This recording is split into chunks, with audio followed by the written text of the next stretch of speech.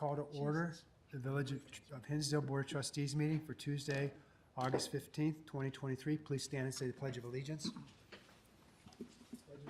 To the flag of the United States of America and to the republic for which it stands, one nation, under God, indivisible, with liberty and justice for all. Okay, the first item is to approve the minutes of the regular meeting of July 11th, 2023. Have a motion? Move to approve the minutes of the Village Board of Trustee meeting of July 11, 2023. Second. Any changes? So long ago, I'm sure no one remembers. Roll call vote. Trustee Pashima? Abstain. Trustee Braden? Aye. Trustee Stifler? Aye. Trustee Fisher? Abstain. Trustee Burns? Aye. Trustee Banky? Aye. So that brings us to President's comments. The work on the standpipe, which is also known as the Hinsdale Water Tower, has been completed. And I have to tell you, this is one I sweated because we were taking the water tower offline, emptying the water tower, and which provides water pressure to the entire village. We had to have backup pumps ready in case we had a water pressure issue, but the whole thing just kind of made me a little nervous. But it cost $2 million to redo the water tower on the inside and the outside, take the antennas off the water tower, put them back on. And of that $2 million, we had $500,000 was paid directly for that project by the tollway as part of our deal with the tollway for the reconstruction of the tollway. And we applied $1 million, although money's fungible, we got $1 million from the American Rescue Act plan. So for the $2 million repainting of the water tower, which I think we have to do every 20 years, we had 3/4 of it paid for by entities outside the village, so that's very good. I'd like to thank Jose Medina, who's the water and sewer supervisor, for his work on this, Joe Perry, who was the lead water operator, and also Mark Pekowski is the water supervisor. Mark was the one that oversaw this and would try to settle me down when I say, Mark, can we make sure we have enough pumps to if we have a problem with the water tower? And he'd say, don't worry about it, it's all taken care of, and it was. Derek Janilewski, who's a crew worker for water, Jordan Bishman, crew worker for water, and Jarrett Hummel, a management analyst. So all those people worked very hard to make sure that the repainting of the water tower went seamlessly, which it did.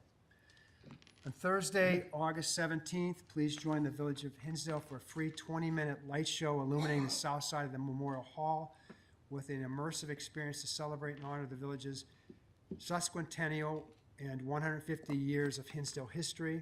The show is scheduled to begin at approximately 8:45 p.m., so that's this Thursday, immediately following Uniquely Thursday with the Seventh Heaven band set. Viewing areas for both events will be in Burlington Park and the general vicinity. The 150th committee, I'd like to thank the 150th committee, especially trustees Alexis Braden and Michelle Fisher for their dedication and hard work to creating the event and celebrating the village's historic milestone. So that's it. We can move on to the agenda items. So we have first reads. Matt? Citizens petitions. Oh, sorry. Citizens petitions. Anybody here who has anything, if you have something that's on the agenda, it makes more sense if you come up and talk during that part of the meeting. But if anybody wishes to speak now about anything on or off the agenda, this is an opportunity. There's another opportunity at the end of the meeting. Okay, hearing none. Matt? Yes. I'd like to take items 6A and 6B together. Both of these relate to the 2022 appropriations ordinance, and as our 2022 audit is wrapping up, these are becoming timely. As you may remember, the original appropriations ordinance was adopted in March of 2022 and was based on the 2022 budget. 6A is a ordinance that we do almost every year. As you may remember, the appropriations ordinance and the budget both have many different line items. And what this transfer ordinance does is it allocates funds to items where the amount for that item was exceeded, and the funds are taken from items where the amounts were not exceeded, where there's a little, cushion, if you will. And the total amount appropriated for each fund does not change, but within the different line items, they do change. And there's no change to the village budget as a result of this. 6B is a little bit different than most years due to a clerical error. There were the correct amounts were not appropriated for two of the funds. For the Foreign Fire Insurance Tax Fund, we need to appropriate an additional $9,692. And then for the Police Pension Fund, we need to appropriate $45,542. So we'll do that by adopting a supplemental appropriation ordinance for these two amounts. In the case of the Foreign Fire Insurance Tax Fund, we had additional revenues of over $11,000, which is more than the $9,600 that we need to appropriate. And then in the case of the Police Pension Fund, we have sufficient reserves to cover that amount. Allison or Carrie, you want to add anything?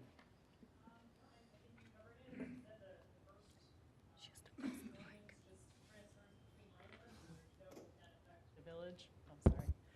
There's no net effect to the village for the first one, and the second one is just a supplemental additional, which, as you said, foreign fire insurance is fully covered, plus some by additional revenues, and police pension will just come out of reserves. So, Is there any limit on what you can do in a supplemental appropriation? no. There is? There's not? I mean, I just wonder, they make you do these appropriations each year, but if you can go back and supplement them, what's the point? Well, there's actually two manners the village could operate under. You could operate under the Appropriations Act, or you could operate under the Budget Act. Appropriations, essentially, you could set that at any dollar amount you want.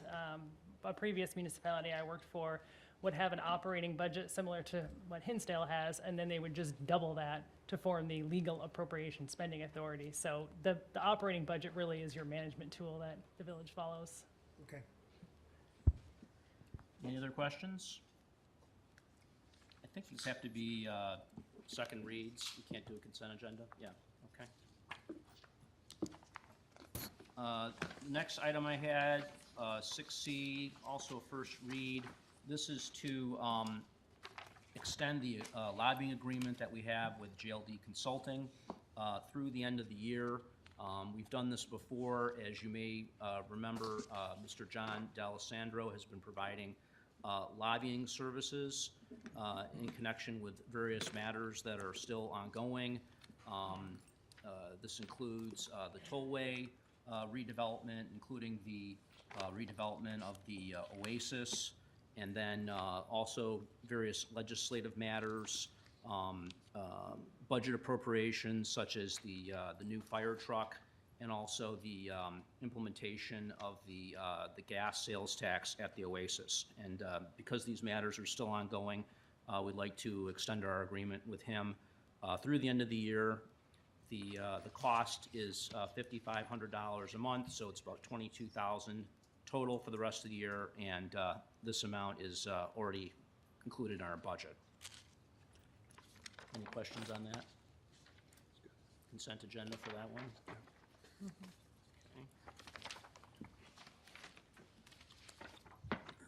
And then next we have item 6D, first read, and this is to issue B2 and B4 liquor licenses to a new restaurant named K Miso. As you may remember, Sauced Pizza, which was at 114 South Washington, closed. That space is now going to be filled by K Miso, which is going to be a Mexican-Asian fusion. Going to be the same liquor licenses that Sauced had, a B2 license, which relates to liquor consumption on site, and then a B4 license for sale of packaged liquors.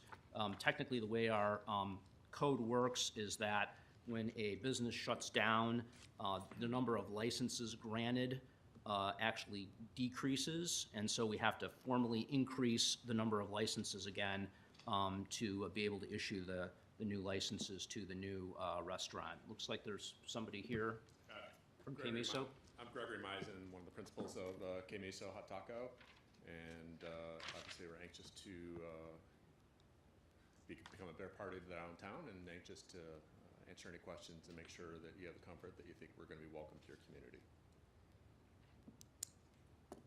I'm fine with it. Same. Yeah. I have a question.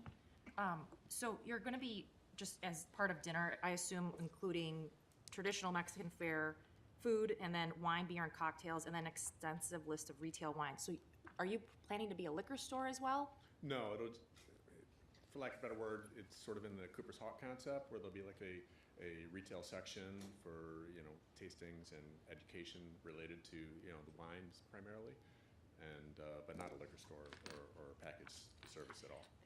It's more part of the education and the experience of being involved in, the wine experience than just a straight, I want a bottle of wine. Thank you. So like somebody might come in, order some food for takeout, and they grab a bottle of wine or. That would be part of it along as with well. it, Yeah.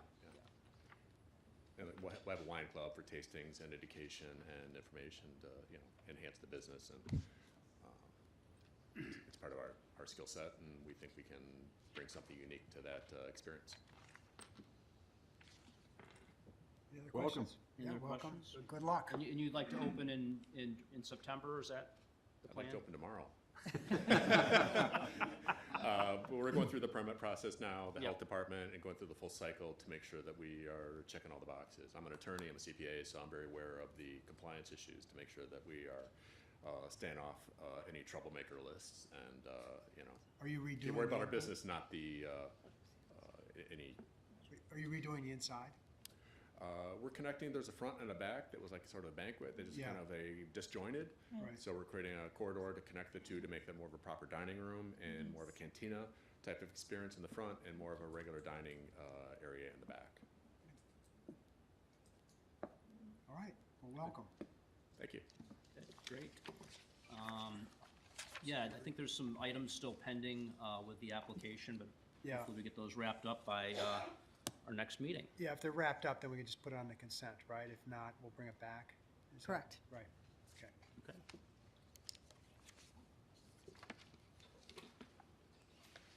Okay, Neil? Okay, item 6E is for our, to award holiday lighting and decorating to B&B Holiday Decorating. This is for the village holiday lighting that's around the village, on the trees, the park out here, and so forth. And they have, the people who provided the holiday lighting last year did not bid on this, but we have done business in the past with B&B. Back in 2016 and 17, they've done a very good job for us. And they came in, our budget was $30,000 this, and they came in at $40,000, which of course is $10,000 over budget. However, first of all, everybody just loved the lighting last year, so we want to, I think everybody is in favor of keeping that going. To try to lessen the budget downfall a little bit, the public services staff will install the lights and decorations for the area one of the bid proposal, which is the Memorial Building grounds. So this will save about $4,200. So we're still $6,500 over budget, but we feel there are other areas where we can recover that money. So we should be okay with that. Yeah, and just as a reference point, we paid $32,000, I think $500 last year. Yeah, It's in yeah. here. So this is only roughly $4,000 more, and, the cost of everything is going up in the last year, so it's a comparable cost. And I do think people were happy with the lighting last year. I hate to cut back on that if we don't have to. Right. We have a smaller tree this year. We have a smaller tree this year, yeah. That'll reduce it. Yeah. So is everybody okay with this? Yeah, okay. Okay, so consent agenda. Yep. Okay, and then we have item 6F is to approve a resolution for a 3-year contract extension between the Village of Hinsdale and Republic Services for collection, disposal of solid waste, recyclable materials, and so forth. Republic Services has been a longstanding provider of this service dating back to 2007. The RFP here shows how things are broken down. The large majority of people in the village now have switched over to curbside pickup in either 65 or 95 gallons. So 86% of the village has their garbage picked up that way.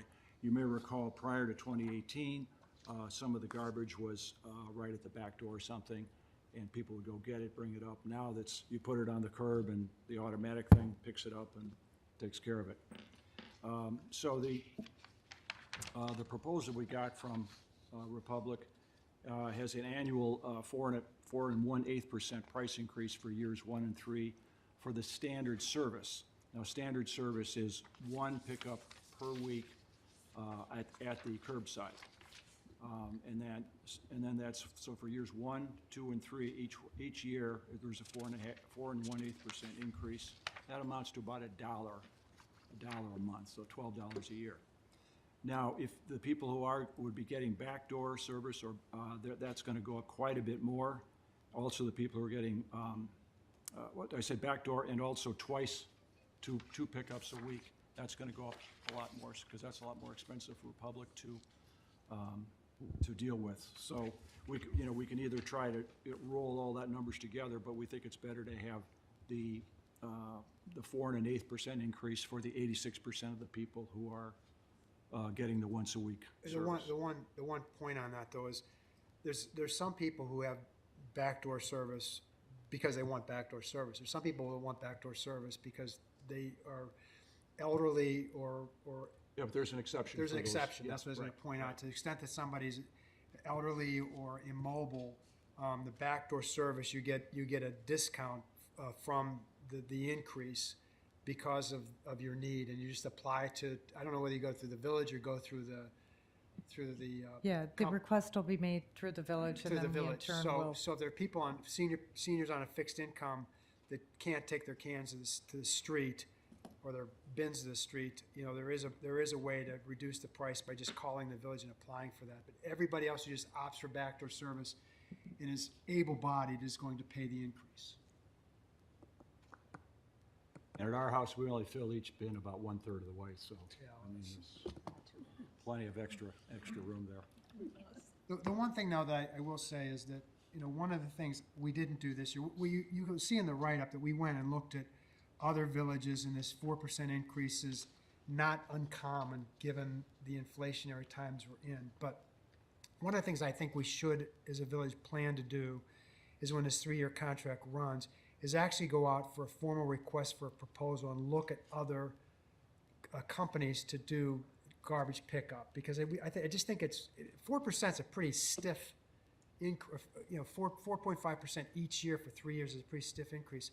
I'd like to check this against the market by going out for a proposal. We just didn't have the time, and it's very complicated because the company that handles trash service ends up knowing the community, knowing the streets, knowing the people, and if you switch, there's a lot of issues that come about, and we were just not in a position to do that this year. So we renewed this, but the thought is, the next time it comes up, and maybe a year before it comes up, we will do a request for proposal, go out and get bids, and make sure that, maybe it turns out this is market, but I just want to make sure that if we do this, that we know that we've got the best deal for the residents. And, of course, it's got to be a good provider, obviously. This has been a good provider for years, but the price increase is, I think, a little on the high side. Is it 4 1/4% increase? 4 1/8, 4.25. 4.25. I go 4 1/4, big. That's Yeah, 4 4.25. Yeah. Yeah, is that what I said? You That's what said a few different things, yeah. I said a few, well, I meant 4.25. I said something else, too. I think I said 4 1/8. For 3 Sorry. years, right, Yeah. right. Well, Which is- it's 4 1/4 each year. Each So year for Yes, 3 years. one, Each then year, year two, it then goes year up three. each year. Right. Yeah, for Right. 3 years. That's, I mean, it's, as Neil said, and it's like a majority of residents will see in year one, see an increase of only around $12 for the entire year. So, as an absolute amount, it's not that much, $12 a year.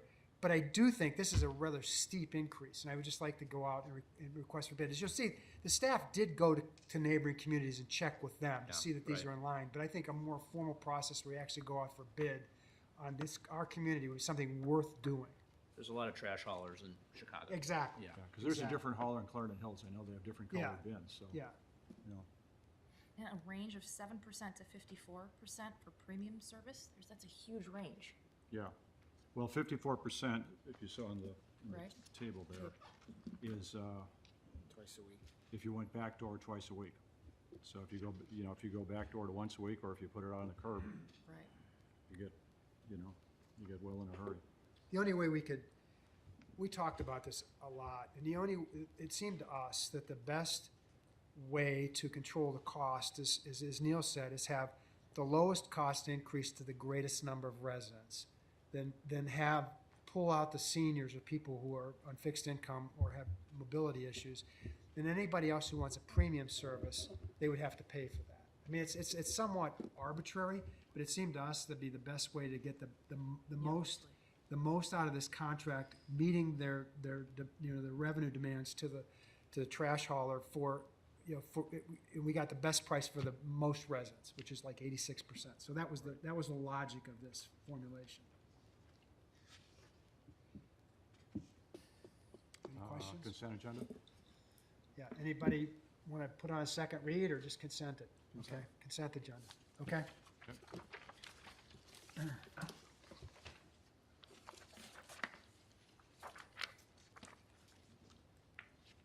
Okay. Who's got the next item? I Is do. that you do? Yeah, Yeah. okay. This is item 6F. We are going to talk about our clock tower. It's G, I think, isn't it? G, excuse me, 6G, and it's to waive the competitive bidding and approval proposal from TriMaster for the replacement of the Memorial Hall carillon, restoration of the bell ringing mechanism, and digital upgrade of the clock in the amount of $34,810.50. Approve the proposal from Terrence Electric and Technology in the amount of $5,150 for electrical work, and approve an estimated cost from J&M Triangle Sign and Awning in the amount of $2,000 for the maintenance related to the clock faces, hands, dials, for a total of $41,960.50.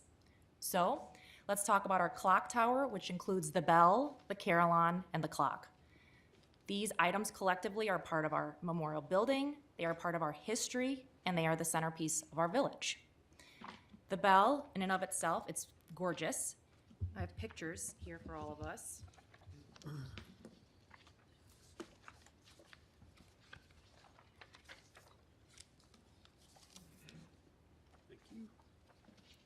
The forged bell sits in our clock tower and was dedicated in 1929. It states, "This clock and bell presented by the people of Hinsdale as a tribute to their war heroes, installed under the auspices of the Hinsdale Memorial Building Committee, July 4th, 1929. When operable, it was rung on the hour every hour." The carillon was installed in 1973 for Hinsdale Centennial. The carillon would play daily from 8 a.m. to 8 p.m. on the hour. You would often hear holiday or other seasonal songs, patriotic songs as well, and it made our village even a more special place. Our clock, it sits in the tower above us. It's four-faced, and it acts like a huge grandfather clock with multiple gears and a pendulum. You can see pictures of it in this packet if you like, if you turn the page. The problem is this: the bell itself needs serious maintenance. The bell ringing mechanism and carillon is inoperable. The carillon cannot be repaired at this point. The clock runs 3 to 8 minutes behind schedule. It is still digital, which is outdated, and it needs quite a lot of maintenance at this time. Simply, time and technology has run its course on these items, but we hope to change that. With the help and hard work of Plan Commissioner Scott Moore, who's with us today, Plan Commissioner Cynthia Curry, and Plan Commissioner Julie Cernovich, we have been put in touch with the right folks to get the bell, carillon, and clock back in working condition. Mr. Tom LaRue from Chime Master is here with us today, and you'll be hearing from him shortly. So what needs to be done? The bell. To restore the physical bell and replace the ringing mechanism with a digital unit, that has to be done. It then has to be connected to the Carillon. This linked system will allow for the bell to be controlled through the Carillon unit. The time for all of these to ring and for them to play can be controlled on an app that you would be able to access from your laptop or your handheld device. The Carillon, we need a new one. There's no way around this. The new Carillon provides a variety of songs, all with features that are controllable and programmable by staff. The clock, it needs to be updated to a digital system. This would improve accuracy and get the clock working on atomic time, which is the time that our phone operates on. The final step would be linking all of these together to precisely the same time as the Carillon unit, so all three devices would chime, ring, and sing at the same time. At this time, I would invite Mr. LaRue up to show all of us what the Carillon unit would look like and what it would sound like when used.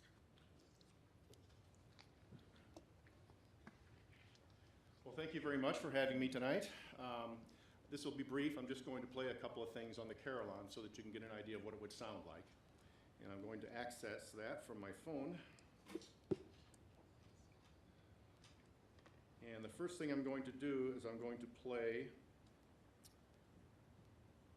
a patriotic hymn.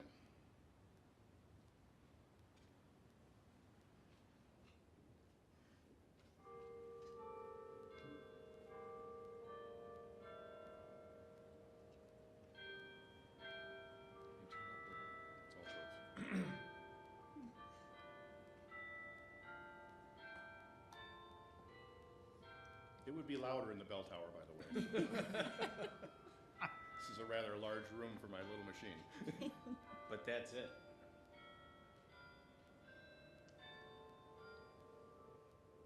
And the old one, I think, was about the size of a refrigerator, right? Yeah.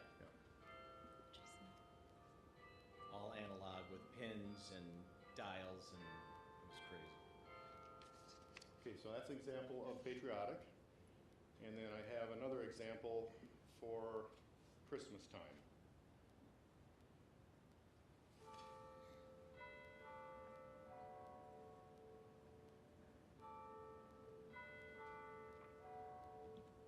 Can anyone name that tune?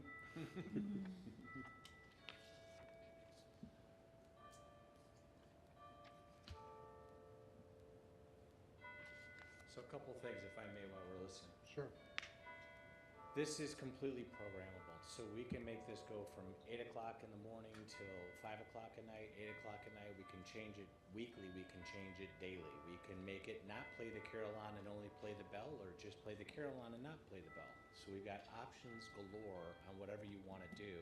It's, like I said, completely programmable and ready to be changed at a moment's notice, so. Can you play the Notre Dame fight song? Well, interesting you should say that. I'll tell you a little story want us here. to approve I know it? I'm not supposed to take much time, but I am a salesman, so I have to talk. You have a high school here, Hinsdale Central, okay? And this unit will allow someone to plug in a keyboard if you wanted to do this. Is just an example. I've done this for several different situations. But you could actually have the Hinsdale Central fight song or loyalty, whatever they have there, and you could put that in your Carillon, and you could play that maybe before there's a football game or something to that effect. So it's kind of a, kind of brings it to the home feel of the community. I sold a Carillon to an establishment up at Northern Illinois University, and they wanted to play the Husky fight song every day, and so they did the same type of thing. So Notre Dame, no problem. I don't think it's in our library right now, but you can put it there. I just also wanted to point out that Mr. LaRue is with Chime Master, and the folks that provide these Carillons are few and far between. Right. This is what we would need, this is what would work up in our clock tower, and he is the person that would be able to provide that. Yeah. And another thing is, you can control the volume from anywhere from 0 to 100%. So if there are any issues with volume, you can take care of that, and you have complete control over how often it plays. You can even have a certain time frame where it will play at a softer point. So it's very, very user-friendly in almost any aspect. one thing on the pictures that I know you guys have, but I wanted to show you something. The gearing on what this looks like. So this is the inside, that's facing, that's the west on the right and the south facing clock face. The gearing that you see in the kind of the lower left center is the gearing that needs to be attended to. It has not been maintained for a long time.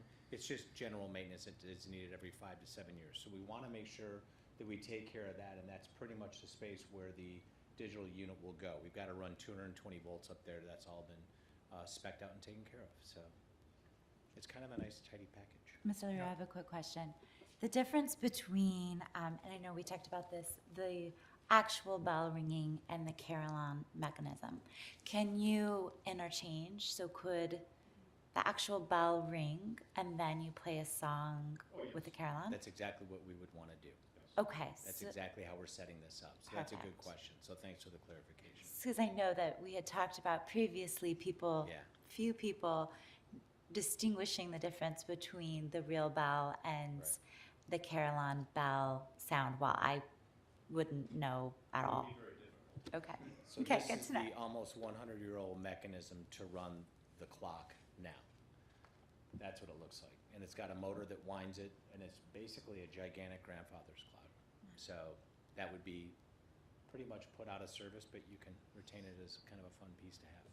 And this quote is for all three of those items collectively together everything. to get fixed, up and running, and maintained right now. Yep. And I think, I don't want to speak for you, but I think we can get that done by the Christmas walk if that were possible. So it might be a target Thanksgiving-ish. Yeah, we can do that, providing we move forward. with Yeah. it. So Scott, one question. Any There's also speakers that were on the roof. There- Will those be replaced? they would be replaced. That would be part of it.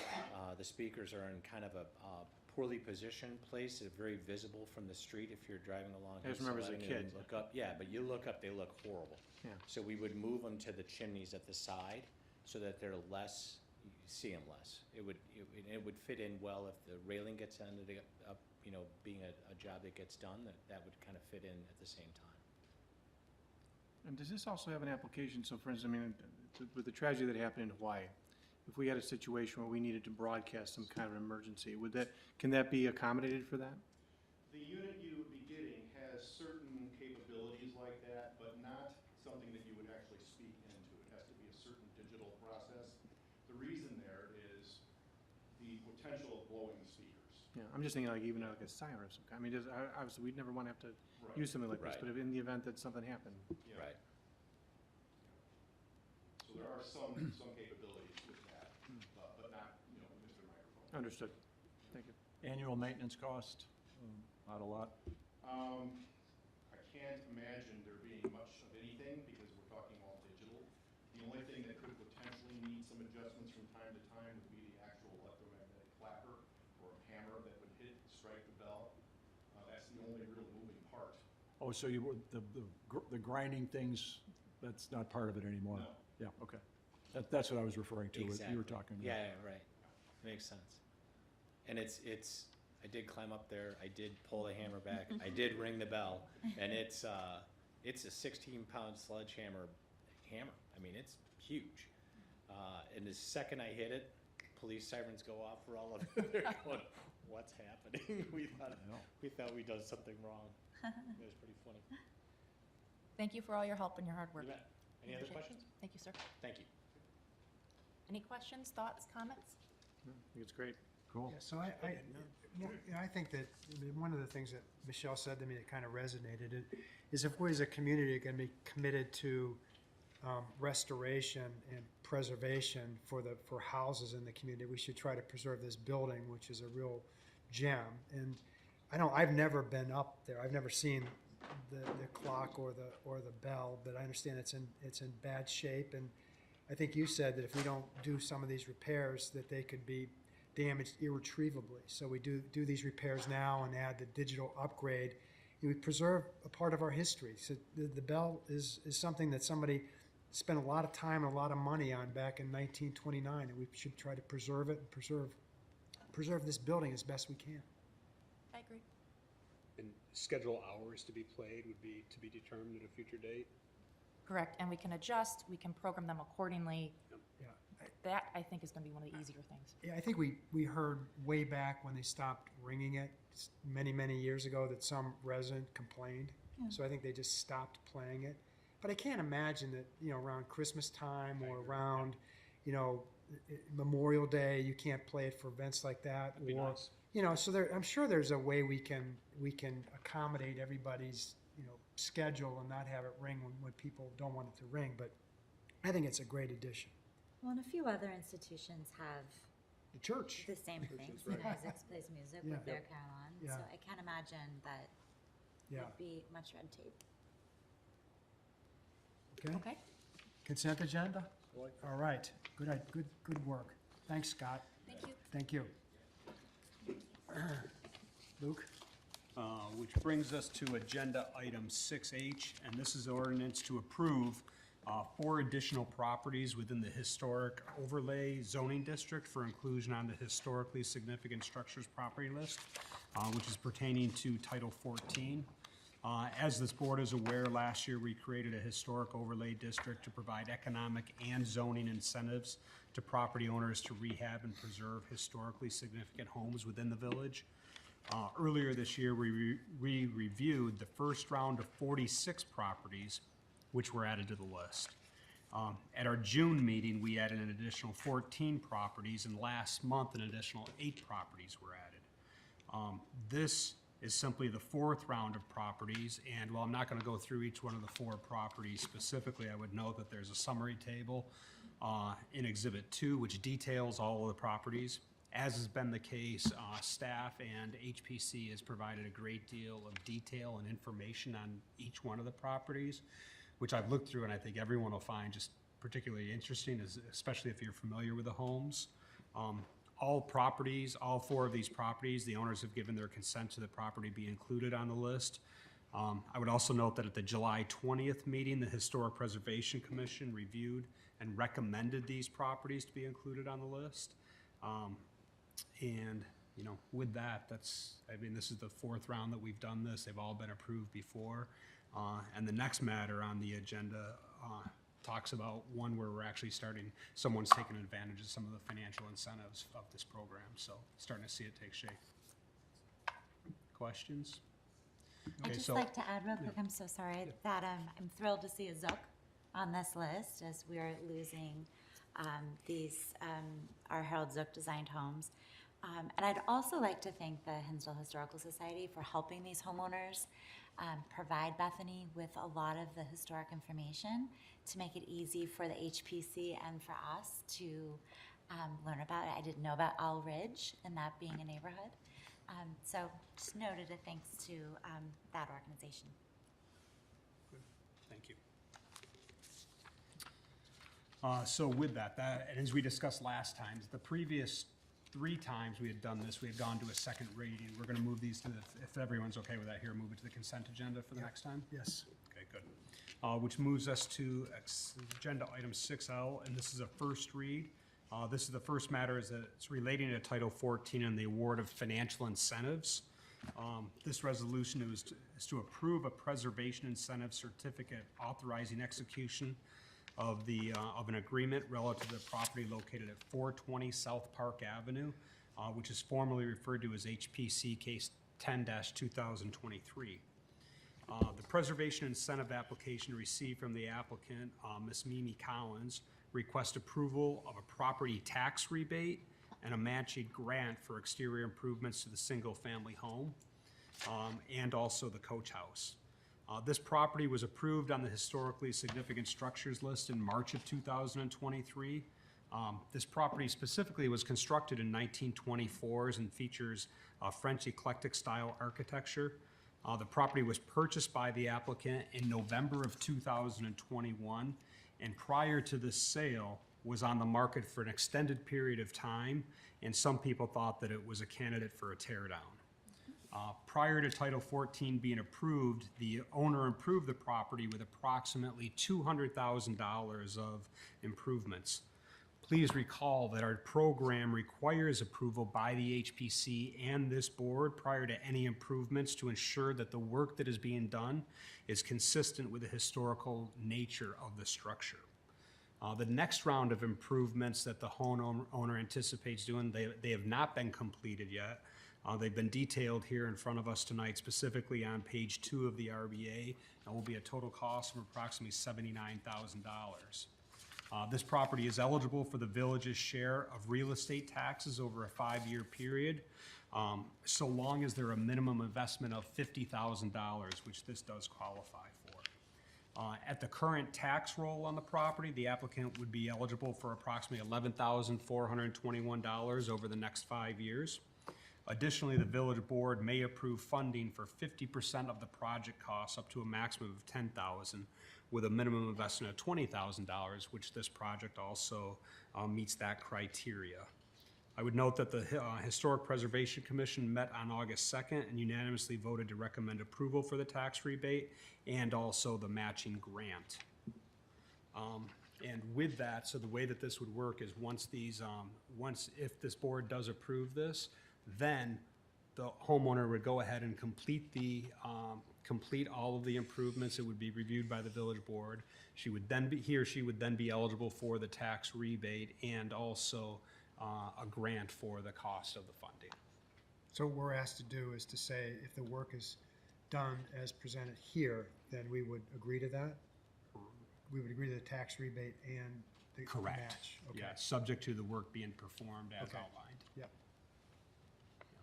You know, and just opinion on this, I think this, you know, we just started putting these on Title 14 homes on, and this is, I think, I can remember talking with the community development staff back in the spring at this home, which is, if it's a very notable home at 420 South Park Avenue, it was a serious consideration of being torn down. Right. There were some people there was one person in particular that wanted to buy the property, but wasn't able to get variances that would require them, and they walked away from it. Right. So I think that this is really the first example, but it's also a very good example of how some of the work that, you know, Bethany and Rob and others in the Historic Preservation Commission have done are truly possibly saving homes. Right. If I could just note that it was a common thought amongst a lot of builders and contractors that given the materials that this home was made out of, a lot of concrete cinder blocks, right? Pyro brick. That you weren't able to move walls. And Able to what? to move walls. Okay.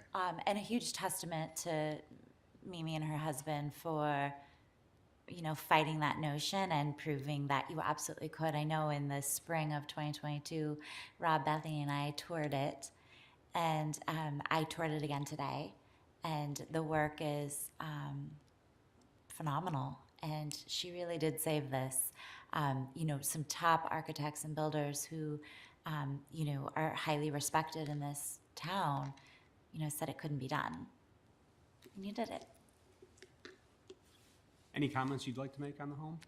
No, it's beautiful, but I didn't say that it's a landmark home and by far one of the prettiest homes.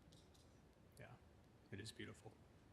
Yeah. So, I mean, Yeah. this is an example of exactly why we put in place this program. I think most of you are on the board, we struggle with the historic homes, and we at one time thought about penalties for people who, you know, wanted to tear down homes, and we realized that the problem with that, or try to force people to, you know, who had homes that should be saved, to sell them to somebody, restore them, and the problem you get is that a lot of times that's all the money the family has, and they have to sell it to the highest bidder, and the highest bidder doesn't want to keep the historic home, and so you really can't argue with that. That's their property. So we landed on this path of trying to incentivize people to restore homes, and I'm glad it's working, because I think it's a win-win for the village.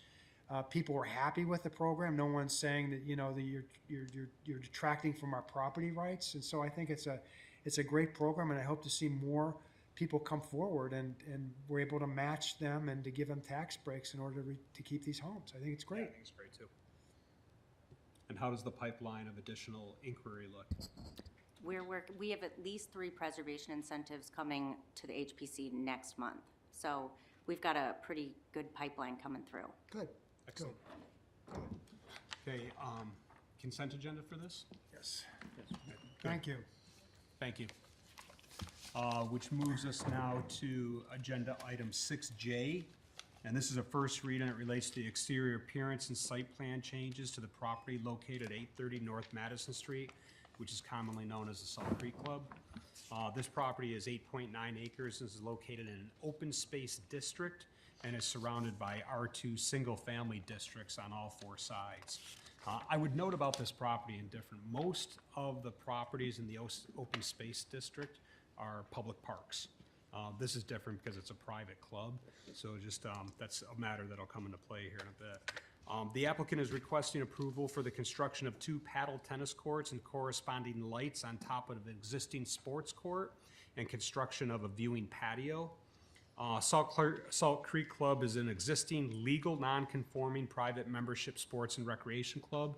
The club currently has 12 tennis courts, 4 paddle tennis courts, 5 sports courts, an outdoor pool, and 2 clubhouses. Non-conforming features primarily relate to bulk regulations such as yard and setbacks. The proposed changes meet all of the zoning requirements, including setbacks, height of light poles, and photometric or light intensity readings of the lights to be installed. The application was reviewed at 2 Plan Commission meetings in June and July.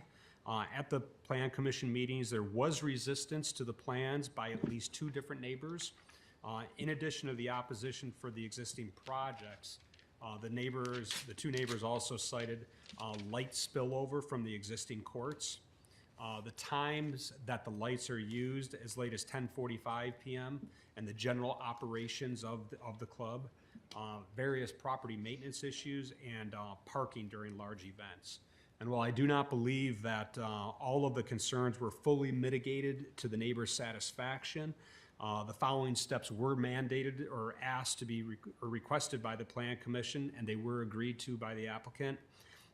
This includes that light shields will be installed on all of the paddle tennis courts, so not just the 2 existing courts, but all of the paddle tennis courts are going to put shields on, which stop light spillover from going up into the air, which I think is a good win. A lighting timer system which shuts off after 10:45 p.m. and only allows for 2-hour increments of light. So it's like a timer on a hot tub or a spa. Once you turn it on, it goes off automatically and has to be turned on again. Hours of outdoor operation limited from 7 a.m. to 10:30 p.m. The club also agreed to put up no parking signs on sidewalks during large events. And Salt Creek also confirmed that it will not use gas-powered lawn care equipment before 8 a.m. in order to comply with village code, which was one of the what one of the neighbors had cited. And this is what I want to know. So Plan Commission came back and recommended that the lights here go off at 10:30 p.m. I believe they're currently going off at 10:45 p.m. There is part of our code that mentions that all village-owned parks lights have to go off at 10 p.m. with the exception of KLM Paddle, which allows lights to go off at 10:30. So this would be 30 minutes past the time period for which all parks except for KLM go. I just want to note that out for trustees. So with that, is there anyone here from Salt Creek that wishes to speak on the matter? Just give any questions, that's all. Okay. Operator questions or anything? Al Stradle from Salt Creek Club. Yeah, Al, and I mean, I think it's important here for the trustees to look at the layout. I believe that and if you go probably 4 or 5 pages back here, it gives an understanding of where the paddle courts are gonna go. The paddle courts for this request are about 490 feet from the closest home, which I think is a consideration that needs to be given here. And the tennis courts that are outlined, and for trustees, this would be 4 pages back, is an aerial view of the property. The tennis courts do not currently have lights on them, correct? No lights. And if memory serves me correctly, I don't know I think Salt Creek had requested lights on the paddle court before, and they kind of got, or on the tennis courts, and they were discouraged not to move forward. I don't think it ever made it to this board, just because of the locations to the residential homes on Bonnie Bray. But I don't have any questions, but I've looked at this pretty intensely. Trustees? Any residents here who want to speak on this issue?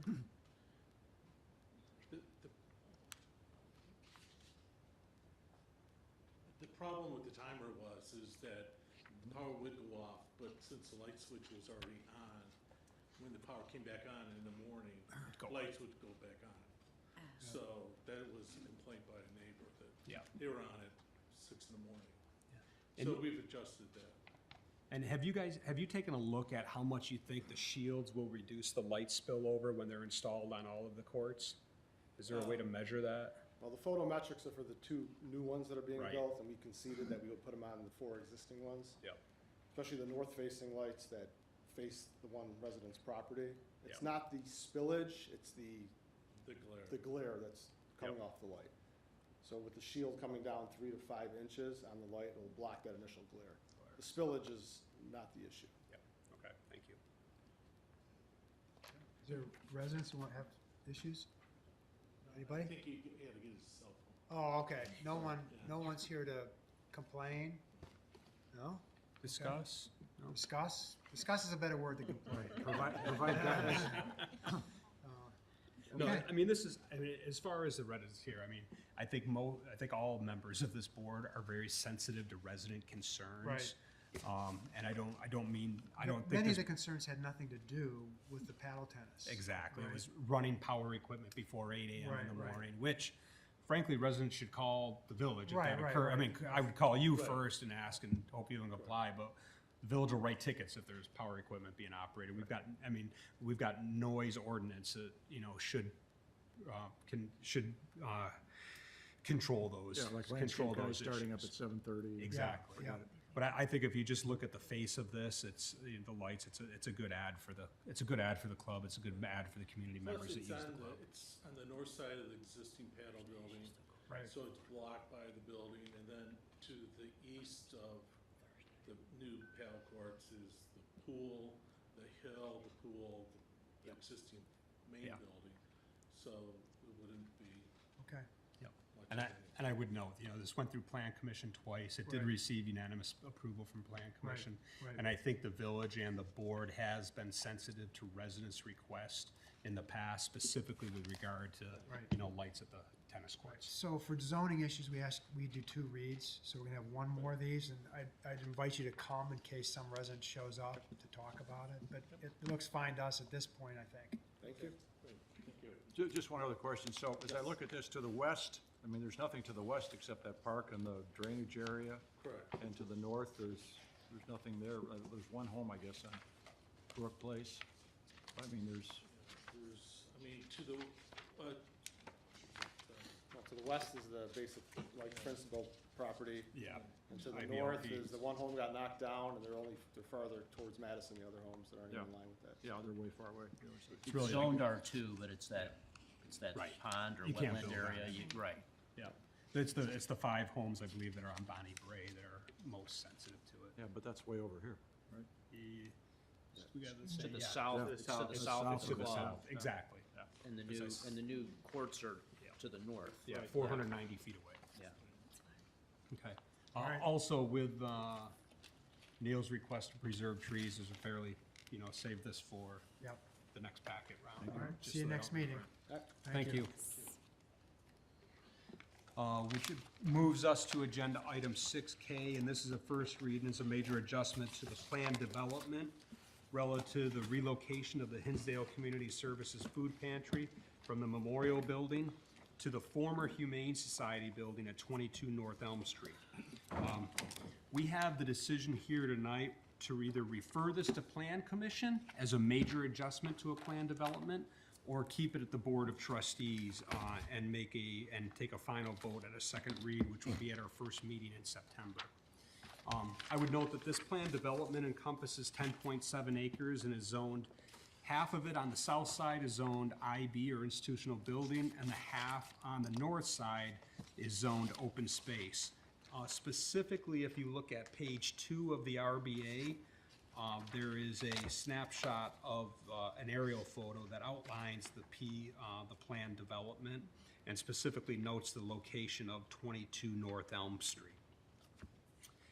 This plan development includes the former Humane Society, which is the subject building, the police and fire building, the water plant, public service offices and garage, the vacant former youth services building, and the village-owned parking lots. This by R4 to the north and the south, health services or the Hinsdale Hospital to the east, and then institutional building, this memorial building to the west. Please recall this matter relocates HCS from the memorial building to 22 North Elm Street. The project will include improvements to the building elevations, construction of a loading area, and overhead doors on the west side of the building, landscaping and pavement improvements, including construction of a sidewalk on the west side of Elm Street going north, which will be equal to 7 parking spaces. HCS will operate, and I think this is important, especially when we look at compared to what the Hinsdale Humane Society operated at this building. They plan to operate 2 days per week, Mondays and Fridays, and they'll be closed 5 days a week, but we'll have people working in the building potentially on those other 5 days. They're gonna operate on Mondays and Fridays, appointment only in-person shopping from 10 a.m. until noon, and curbside grocery pickup from 3 to 4:30 p.m. on Mondays, and then from 1 to 2 p.m. on Friday. So very limited hours for this operation. In order to limit traffic, which is if you drive over on Simmons around the corner there, and this does have 20 parking spots, but in order to limit traffic, I'm gonna ask the applicant to run through the logistics of how they're going to operate traffic at this location, and the staging that they will do.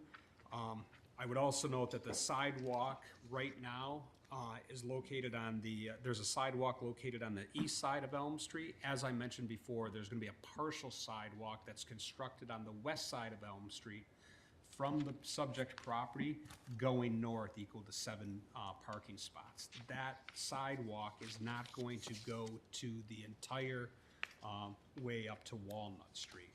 My understanding is with some of the feedback from neighbors, they didn't want it going all the way up to Walnut Street.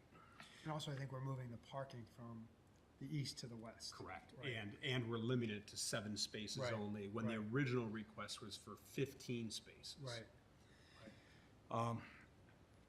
There will be 15 spaces that are required by code, and HCS is gonna have access to 20 spaces. 8 spaces which are located on site, 5 on the east side of the building in the public right-of-way, and 7 permit parking spaces along Simmons Drive pursuant to a lease agreement with the village. There are 3 wall signs that are requested and will require a waiver from this board, as signage is not permitted in the open space district. And rather than me explaining all this, in this 3-ring binder that you have, the signage is detailed in tab 16. Specifically, the signage that's requested is on the west, north, and east side of the building. Very simple signs that total 52 square feet, which is reasonable and in line with other sections of our code. Also will be 3 colors, simply gray, red, and white. Non-illuminated. Non-illuminated, correct.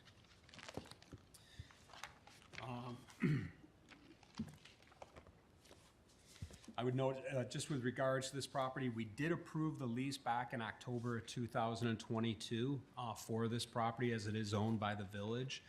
There's been delays in here, in part because the original application sought to take some of the open space and pave it over. There was resistance to doing that, so we've come back with this parking, this change in parking, which is in part due to the parking spaces that'll go up along Elm Street. I would also note that there was a community outreach meetings that were held in April of this year. There were approximately 40 invitations that were hand-delivered to neighbors around the property.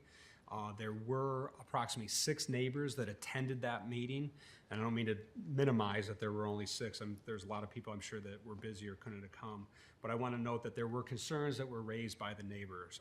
The concerns were the proposed hours, which have been reduced from the original plan. There were safety issues with installing a sidewalk. I'm not exactly sure what the safety issues with the sidewalk were. Safety concerns regarding the intersections at Walnut and Elm. I would note also that the police department did do research on the intersection of Walnut and Elm, and the traffic data and the site crash history does not support any additional stop signs going in at that intersection. There was a potential of trash and debris in the neighborhood, and the potential blockage of ambulances to the hospital, and then just lastly, the overall impact to the neighborhood. I would just note that as a result of these concerns that, the changes were made, some of which I've mentioned, the revised hours.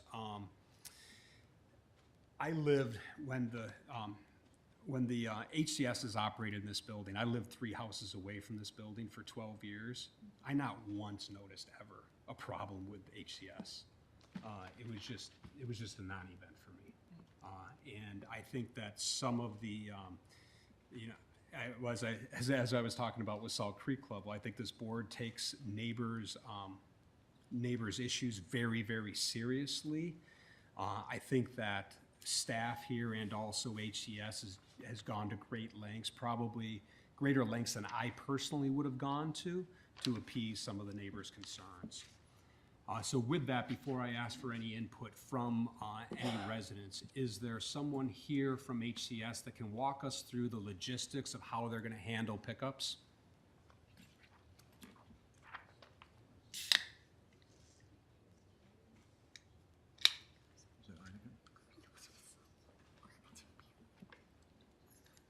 We have a slide presentation, but we have a slide that we can show you here. Great, thank you. And this is Steve Corcoran. He's the traffic engineer from Erickson Engineering.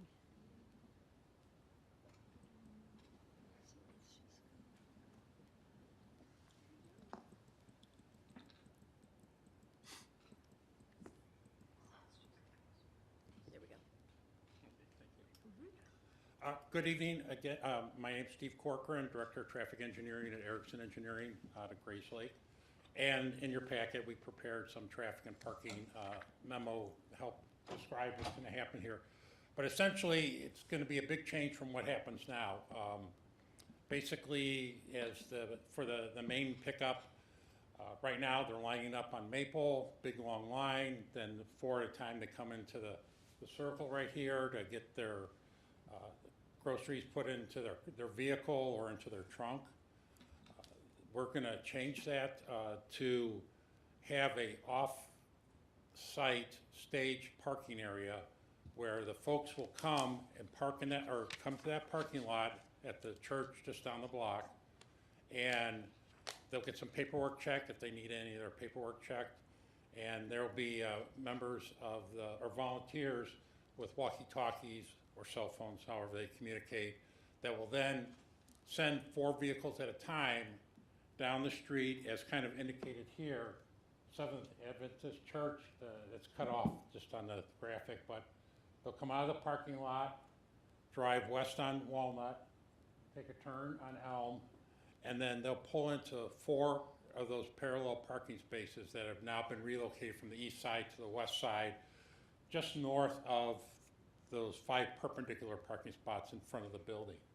And then volunteers will come out the side door, load groceries, and again, into their vehicle or into their trunk, and then they'll be sent on their way.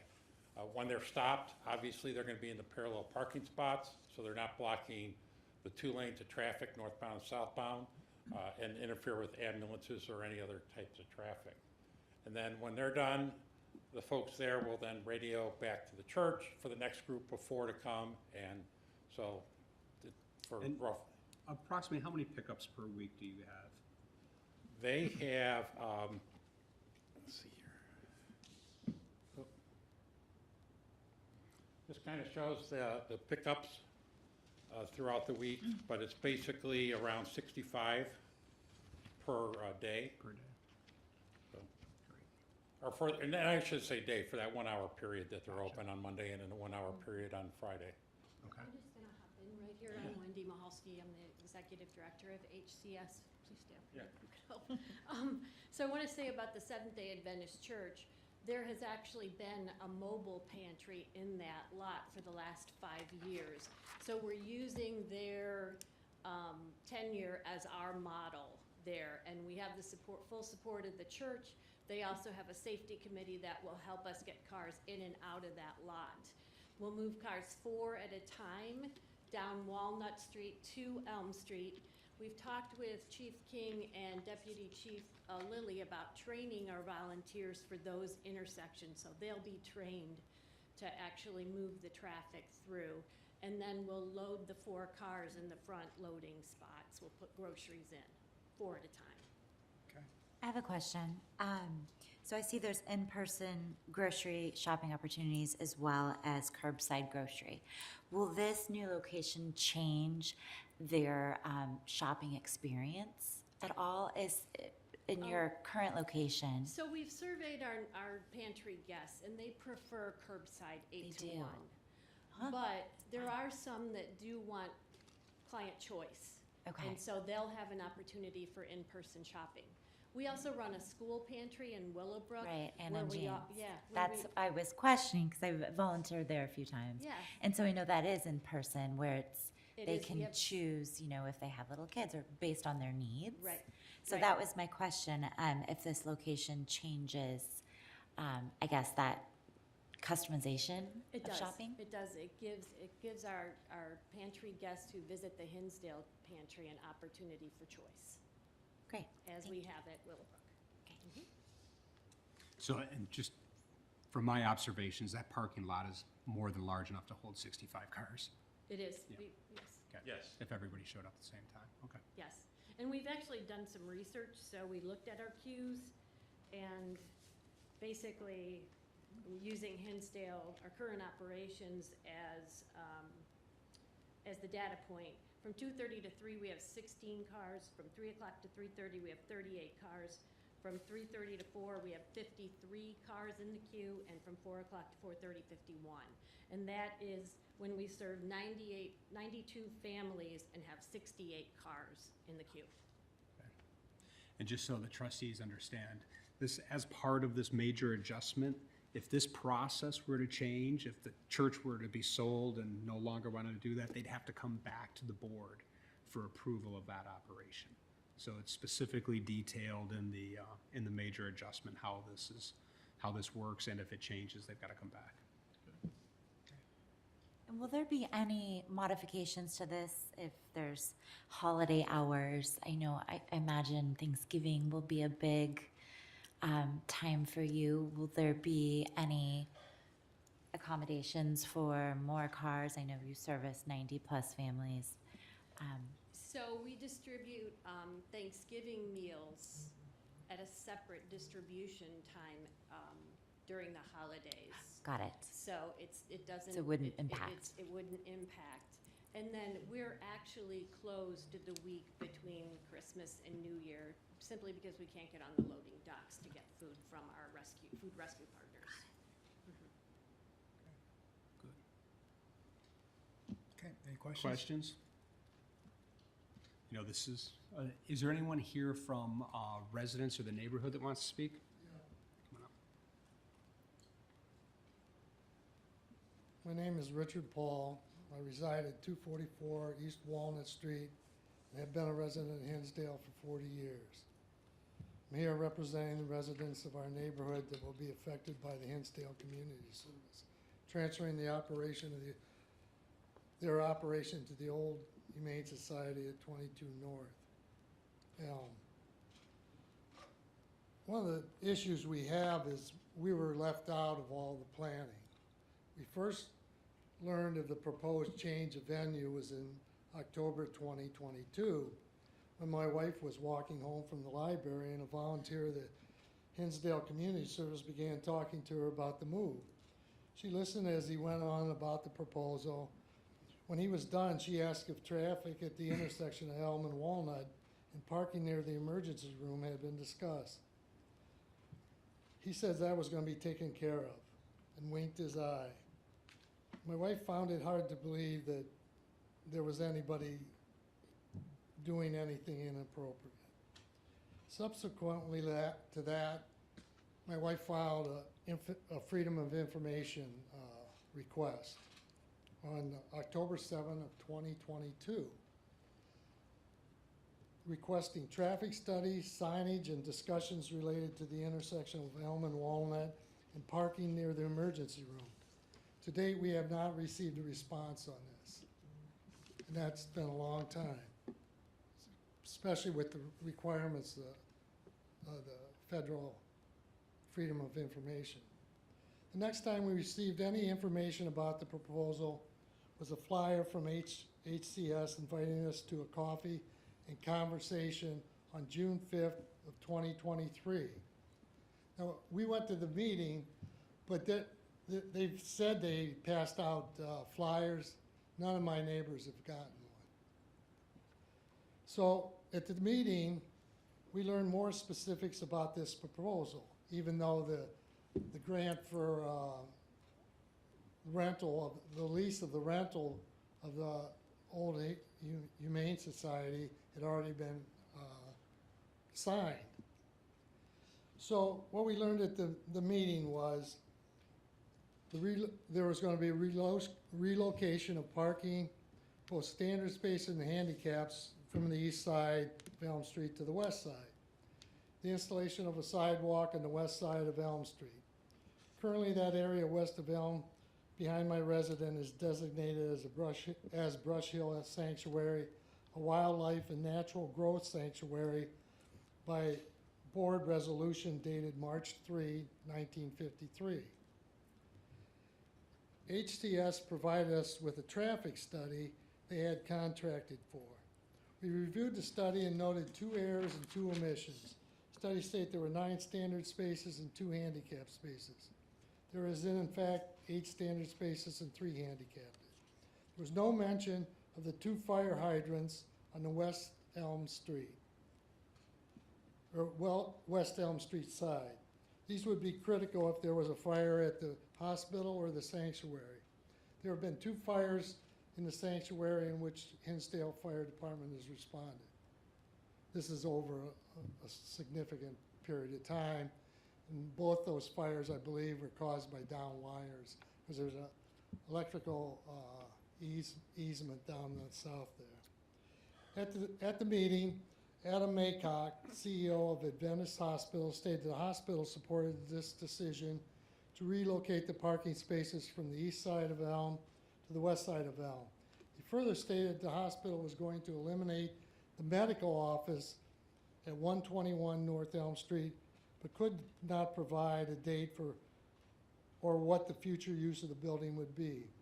Living at this intersection for 37 years, I can attest those parking places are used often for visitors to the hospital, emergency room, and the medical offices in that building. Also, why were they creating all these parking spaces and installing several feet of sidewalk when they repeatedly said they'd only bring 4 cars at a time for loading to the food pantry, and there is currently that number of spaces directly in front of the building. So we're wondering why you have those other need spaces on Elm Street, and there's 4 empty spots that they could pull right into the front of the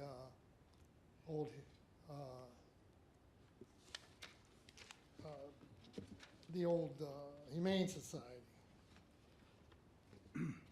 Okay, and the other thing about Adam, you know, he was all for this, but we didn't know until later that he's a director of the HCS. He never mentioned that to us at the time. And also later,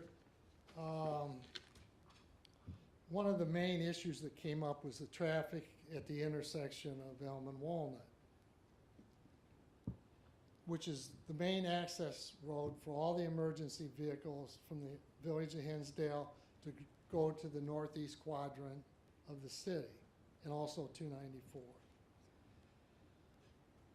And the Hinsdale Hospital is currently a major entity in Hinsdale that creates traffic.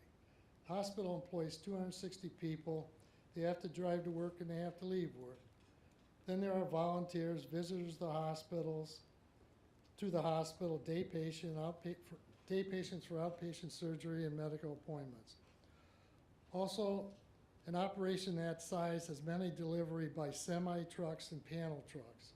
The delivery area is right across from the Humane Society building. The removal of waste from the hospital is also done in the same area. Locating the food pantry in this area did not make sense, especially when they opened the meeting with the statement, "Safety first." Subsequently, we asked where the police department representative was. The meeting was supposed to include the village police department. Later, the deputy chief came to the meeting.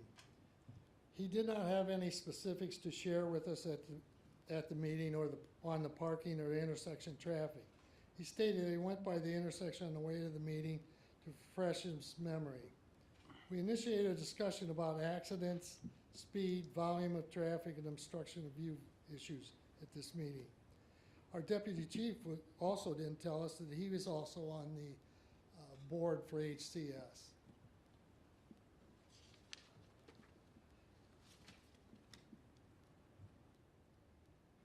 At the meeting, Hinsdale Community Service told us that 90% of the recipients of their products were Hinsdale residents, and the pickup was only from 3:30 to 4:30, 3 days a week. Trying to keep an open mind, but remember, no one caught the errors on the traffic study, we decided to look a little closer at the operation. So since that meeting, we have been observing the operation, speaking with people in line waiting for delivery, talking with residents in the area where it currently operates, going to other food pantry locations, and reviewing their procedures. Also, we have been researching the agreement between the Village of Hinsdale and the Hinsdale Nursing and Relief Society, which we were told is a predecessor organization that the village board resolved to give to use the room in the memorial building in June 26th of 1928. I hate to interrupt, but do you just oppose a project generally, or do you have some specific opposition to the project?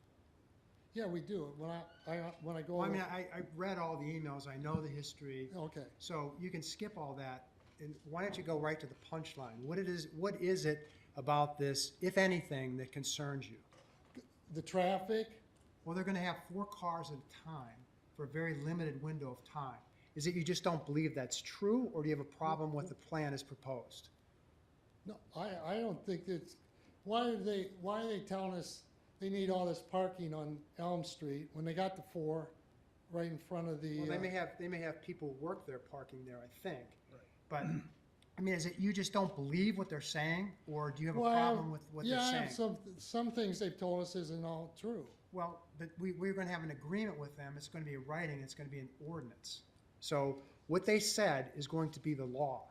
We'll follow that. So my question to you is, hearing what you heard about the traffic and the 4 cars coming and queuing them 4 at a time, do you have a problem with that from a traffic perspective? No. Okay, that's what's gonna happen. Well, I know that. Okay, so but there's then- some other things too. Well, okay, what's number 2? Okay, number 2 is, we've asked the village folks, how is HCS the predecessor to the nursing Right. thing? That goes way back. That goes way back. Right. So we're not going to revisit that. Why does that matter? It doesn't matter. But I've read emails that go on and on about the nursing issue and how this went back in 1929. They dug up all these agreements, and we are here to approve this. We are going to move them there. If you as a resident, and I'm not talking about the hospital's okay with this. So to the extent you're making arguments about the hospital, we leave that to the hospital. They're okay with this. The police department's okay with this. The fire department's okay with this. If you've got specific issues as a resident that you want us to address, we're here to talk about them. Okay. But we're not here to talk about the contract that goes back to 1926, or how that was subsequently handed off to the food pantry. But if you've got concerns as a resident, we're here to listen. Okay. So we've talked about the traffic. I think we've addressed that. What's the next thing? The fact that they're being on that property. Back Okay. in 93, when the village acquired the property, Right. there was a subsequent resolution that said that property can only be used as property as a wildlife and natural growth sanctuary, except for those portion otherwise actually needed for public works and municipal utility requirement. This area is designated as Brush Hill Sanctuary. No, that's not right. That's not right. Well, we got the paperwork. Right, well, so you have a legal argument. You can Yeah. challenge this in court if you want. Okay. If you have an issue as a resident about traffic We or do. noise or something, we've talked about traffic, you're okay with traffic. Now you're saying that this is a bird sanctuary, and I submit it's not. So we can talk about that too. Anything Okay. else? Well, we would like to see some of this documentation that the village told us about, the predecessor thing, and the thing with the resolution that makes this a open area. It's not an open area. It's a building that the Humane Society was in for many, many years. And now No, we're gonna- since 1970s. Right, well, but we're not gonna go back pre-1970 and dig up documents to talk about this. I mean, if you've got a problem as a resident, whether it relates to traffic or something like that, we talk about that. And we've talked about traffic. Is there anything else? Well, all this is my concern. Well, okay. How do you think that this is gonna be worse for the neighborhood than the Humane Society? So Humane Society, they didn't have much traffic. We're not gonna have much traffic here? It's gonna be 65 cars cars. four cars It's at gonna a be time. 4 cars. You heard them talk, 4 twice a cars at week. a time. 2 days a week. 2 days a 2 week. days a week. An hour. Less traffic than the Humane Society, for Have you ever been sure. on that street? Sometimes it goes all the way to Oak Street from Simon's Boulevard. They haven't even started yet. We've got an ordinance. It's gonna govern this. Well, I'm talking when the gates don't work, and also on rush hour. Okay. Anything else? No. This isn't gonna operate during rush hour, though. Right. We've made Well, changes what to do you the think? hours. The one goes 3:30 to 4:30. That's when the, On Fridays. yeah, when the Hinsdale Hospital lets out. But I look at it, and I agree with you, there is traffic, but the majority of the traffic from the hospital is on the east side of the building. Well, no, they come both ways. The majority is on the east side. Yeah, Would you right like on to- Oak. Oak's the worst. Yeah. What would you rather see the hours on Friday? And I'm not even sure Well, what it time the shouldn't be hospital rush lets out. hour, because Friday's the worst of it all. Just to clarify, Friday's from 1 to 2. 1 to 2, so it's not. Just to even rush hour. clarify, Friday, the curbside pickup is from 1 to 2, Okay, so and it's the not even in-store rush is hour. from 10 to 12. Anything else? No. Okay, thank you. Anybody else? Yeah. Hi, my name's Scott Solenko. I grew up in Hinsdale on Bonnie Brae and was at Salt Creek pretty much every day during the summer. Went away to college, went away to law school, and hung out my shingle in the city. Now, 2 months ago, I've moved back to Hinsdale, and I live at 240 East Walnut. I'm Rich's next door neighbor. I don't have the background that Rich and his wife, Chris, who I know have done a ton of research on this thing, so I don't have the background that he has in the legal minutia. Though I do think that there was a lack of transparency based on what I've read so far. Well, this is what we're having this meeting for this purpose. There was a community meeting held in April.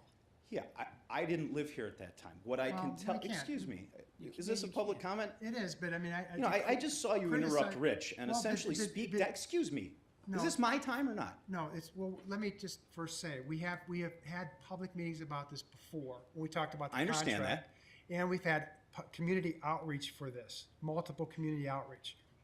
There's been lots of communication about this. Let me just say, in the 2 months I've been here, I've heard nothing about it, okay? Now, it's only 2 months. But what I will also say is the way that you just dismissed Rich and spoke to him in front of this committee is inexcusable. No, I don't We are agree. excuse me, we are residents of the neighborhood that is having a project done that is going to impact us. And let me just say this as well. I don't know what was done for the traffic study. I don't know who conducted that traffic study. From what I've heard, one of the officers involved in it is also on the board of HCS. Obviously, that's a conflict. But beyond that, I have the privilege, I have a young daughter who's 18 months old and a son who's 8. So I work from home on Tuesdays and Thursdays. And in the 2 months I've been here, not every day when I'm home, but most days, I at some point during the day hear tires squealing at that intersection. And just 2 weeks ago, there was a T-bone accident at that intersection, okay? So it does happen, and it is dangerous. And if any of you drive by that intersection, you will see, coming up the hill, west on Walnut is a blind intersection. Coming over the hill from the other side on Walnut, and then going subsequently down that hill between Elm Street and Park, it's also a blind hill. So you have a blind hill going both directions. Now, to say that there's no need for a four-way stop there, I don't know if there is or not. But what I can tell you is that my 8-year-old in a week is going to start walking to Lane School every day, and I'm going to be scared, okay? Because that is a dangerous intersection, and from what I understand, a few years ago, the neighbor across the street from me succeeded in getting the historical commission, whoever it was, to remove the sidewalk that went in front of their house, and now there is a gigantic barrier at the northwest corner of Walnut and Elm. There's no sidewalk there, so my kid has to cross the other side of Elm Street, walk down Elm to the lane, and then cross back over, okay? That is a situation that we are prepared to deal with, but when you add additional traffic, and I understand the argument that there's not a lot of extra traffic, but releasing 4 cars at a time, 65 cars over the course of an hour, I think that adds to the traffic during that time. And coming up the hill from that church, that's a scary proposition for me and my 8-year-old who's going to be walking to school, and my younger daughter who's going to be walking to school in a few years, okay? That is my main concern. The other one is this timing. I don't understand why 3 to 4:30 is the time. Okay, you've got. It's not. It not- is. It's 1 to 2. Excuse me, I For heard what Friday? she said, Monday to Friday, appointment only 10 to 2. Curbside on Monday, 3 to 4:30. Curbside on Friday, 1 to 2. If I got that wrong, I wrote Yeah, it I down don't wrong, know. but that's what she said. Yeah. So Mondays, 3 to 4:30. Why? That's when kids are getting out of school. You've got, all day long, I see kids riding their bikes up and down in front of my house. Brush Hill, the neighborhood, the nature area directly behind Rich and my home, is some kids have made a dirt bike path through there. I love it. That's great. But they have to get in and out of that place, right? So what would you propose the hours be? Yeah. Earlier, middle of the day. If it was up to me, I would have them open 5 days a week. In the middle of the day, people come there whenever they want. So we're not concentrating it all in a couple of hours during the course of the week. If that's what they want to do, that's fine. Let's not do it when kids are getting out of school. And I know you might not think that 3 to 4:30 is rush hour, but in my 20 years in Chicago, it certainly is. And I don't know how it's different here in Hinsdale. Maybe it is, maybe it's not. I think during school hours is reasonable. We should. No, that's something. Yes, we should look at that. In the issue of the four-way stop, I mean, I've always been in favor of four-way stops, but I understand that there's been no accident history there that to speak of. There was right? one I mean, 2 we're weeks looking- ago. Bear with me on this, okay? Hear me out. The problem with four-way stops, if every resident in town would want a stop sign at their intersection. Sure. Right. And once we start putting four-way stops at every single intersection, then people start to ignore the stop signs. Right. And they start barreling. Well- Please bear with me. Yeah. So what we've decided to do is we listen to the federal guidelines of when to install stop signs. And the data at that intersection does not support installing a four-way stop signs. We're very methodical about it. The police chief is great. He can show you all of the research that is done there. But if we have data that supports stop signs, we'll put them in. But please understand, because I get this request quite often. You know, they want a stop sign in front of my house. There was a car accident there. If we put stop signs up at every single intersection, people are going to ignore all of them. They're going to ignore What I can tell you right now is the people at that intersection ignore the two-way stop sign. I see people roll that stop sign all day long. fine. All day long. We can ask the police to Yeah, start but, monitoring. you know, Chief, so- I have a so- quick so question, Chief. that- Sorry, I didn't mean to interrupt you, but this might. Do you know the closest crossing guard to here for the Lane School? I know at Oak School we have several intersections out with crossing guards. Do you know that? Does this intersection have a crossing guard during school hours? I just moved here. Because you just moved here. It doesn't? And I encourage all of you to take a trip through this intersection. But Sit what there- I'm saying though is we several intersections away from a lot of schools, there are crossing guards that do help some of the kids cross county line, for example. That's a wonderful solution. What I will say is I drove by the Lane School today, and they already have a sign out front saying crossing guards wanted.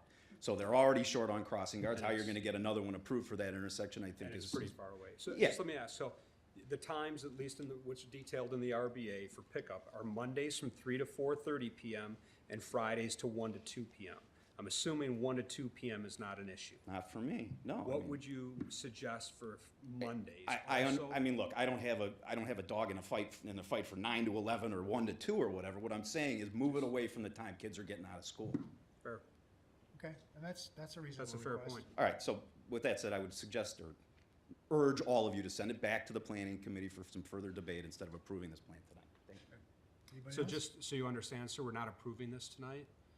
This is just a first read to get input from everybody. So as you talk about transparency and from everything, this is a process that's been going on for a year. We're trying to make it transparent. We're not voting on this matter tonight. Anybody else?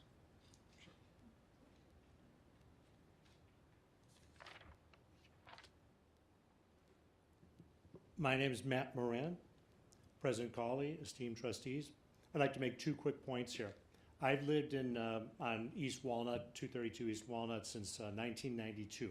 I'd like to comment in general about Northeast Hinsdale and the bird sanctuary in particular. In that, as I see it, there is a duty to provide enjoyment and use by residents, taxpayers, and families. So around 25 years ago, I served as an AYSO coach, soccer coach, at both the bird sanctuary and at the wellness house. The wellness house used to have AYSO field. Okay, so at the time though, the village kind of caves in. The wellness house says, oh, we want that area for parking and our use or whatever. So the AYSO field goes away. The AYSO field goes away at the bird sanctuary. The bird sanctuary now, from my point of view, is kind of a dumping ground. Wouldn't you agree, Rich? You were just there. It's a dumping ground now. 30 years ago, the bird sanctuary was a beautiful place. It was for sledding, it was for soccer, for the residents to enjoy. But now what we're doing is we're saying, well, Northeast Hinsdale now has no AYSO soccer fields at all. There are 18 of them for Hinsdale AYSO, but none of them in Northeast Hinsdale. And this is the #1 sport for 5 to 7-year-olds for both girls and boys. I'm not tracking, how does this relate to the food pantry? Well, this relates as far as you're providing something for private use here at the bird sanctuary. And meanwhile, why can't the residents enjoy the bird sanctuary, which initially devoted to? It's supposed to be a bird sanctuary. I'm not sure how the use of this is going to be any more impactful than what was Right, previously used as a humane society. And in the first proposal they came to us with, they were gonna make a parking lot that extended into the bird sanctuary, and we said no to that. This is back when we talked about this publicly 2 years ago, Yeah. or a year and a half ago. So that's when we moved the parking spaces from the east side to the west side, and Yes. have 7 there. So we made sure we preserved the park area. Yeah. And that's where we did have a conversation with residents in the room a year and a half ago. So we are not impacting the bird sanctuary. To the extent that you think that that's used as a dumping ground, that's a separate issue. We can talk about that. Yeah, it is kind of, in my mind, it's somewhat related, but anyway, it's kind of like for residents, it's kind of, let's use it as dumping ground, but then let's take care of the out-of-towners, so, anyway, okay. Point 2 is, I did bring this up at the earlier meeting, the open meeting there. In my opinion, anyway, there is an issue here as far as, do we even have the right model here? Should there be cars that are coming to Hinsdale to pick up in residential areas? Shouldn't there be delivery of food?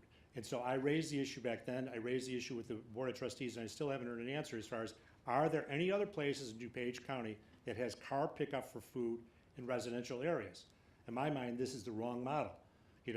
There's Meals on Wheels and things that deliver food to people, but to say, hey, cars, just come into Hinsdale, it's just not, in my mind, it's just not the right model. Right. but Thank you very much. We've had that model here, right? This is a residential neighborhood where this building is. I We've know. had the food pantry here for many In years. all respect, you said, well, it didn't seem like much of a problem. In my mind, when I went by it, it seemed like a very big problem with a gigantic traffic line out there or whatever. That was, you're moving a problem from one area of the village to another. It's kind of like, let's try to solve the problem as opposed to just saying, again, in my mind, it's the wrong model. That's my opinion. Thank you very much. Okay, thank you. Other residents? Questions from trustees? The thing is, I think about is, I'm happy with moving the hours as long as it works for the food pantry to accommodate kids walking from school. That seems like a reasonable request. I think the 4 cars at a time, that makes sense, and of course, we'll enforce that. The other thing is, I may differ from the other trustees on this. If a resident comes to me and say, I think that the street outside my front of my house is unsafe and I want a stop sign, I'm more willing to say a stop sign's okay. I know that others feel differently about that, but I am always willing to consider that. And you know, if that's what the residents want, I'm okay with that. But you know, that's something we have to vote on. But those are my feelings on this.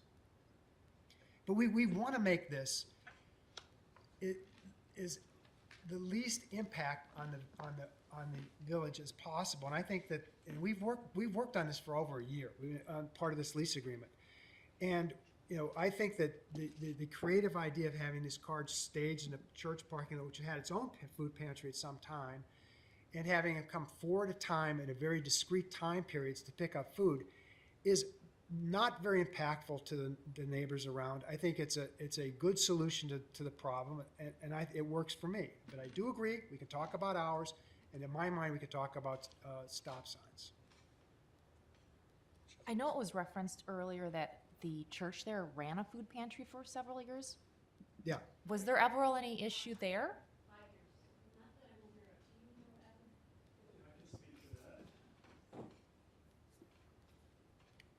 Hi, my name is Adam Maycock. I'm actually the CEO of the hospital. It's the hospital's mobile food pantry that we partnered with the church to run. So the last few years, we've used the church parking lot to service the mobile pantry, where a truck shows up twice a month and makes that distribution. There hasn't been any issue as it relates to traffic from a complaint standpoint. The comments that have been made around that spot are correct. At times, it does wrap down to county line, if I have my streets correct. But I think half of that reason is because the truck is mobilized in the parking lot. In the future, the truck won't be there, and we'll be able to use the full parking for the purposes of staging. Mentioned on the hospital side, we do support it, recognizing that we are running our own mobile pantry as well. The consolidation of that mobile program with Hinsdale Community Services going forward, I think, is the right thing for those who are in need of food. So you're going to discontinue the mobile pantry? The mobile pantry will no longer exist. It will be merged into the existing Hinsdale. What was the usage? Is it close to what's being used with the food pantry? Very similar, yes. So you'd see net, you won't see that much more traffic. That's what we believe. Right, and because you won't have the unit there and you can stage more cars, you're going to have more parking, and people will not be in the street where they were when there was a mobile unit. I would not sit here and say never will there be someone staged on the street, but we believe that won't be an issue. Right, but it sounds to me quite frankly, we've not talked about it, but if we ever needed to, there's adjacent street that's contiguous to the hospital next to the wellness house that may be a better place to continue that staging that's not impactful to the community. Okay. Thank you for the chance to comment. Thank you, appreciate it. Other trustees? The staging of the 4 cars, that's an improvement over what we have right now, right? Yeah, it is. We don't have the staging. We don't have the staging now, and to the extent that that what they're talking about is they have a mobile unit there, which means they've displaced parking spaces, and people then are on the street. We won't have that now because the mobile unit's not there. You can have the parking. Right. And the other thing that residents should realize is that, you know, sometimes we approve something and sometimes we have to tweak it. And we're always willing to listen after we approve something to improvements that can be made. It's not like we do something and then it's done. So we're always willing to listen to people. But my personal view is I think that combining the mobile unit with the food pantry and the staging in the church parking lot makes this not a great impact on the neighbors. I realize there's other issues about the sanctuary that we should, you know, if we have to clean that up, we should clean that up. But this makes sense to me.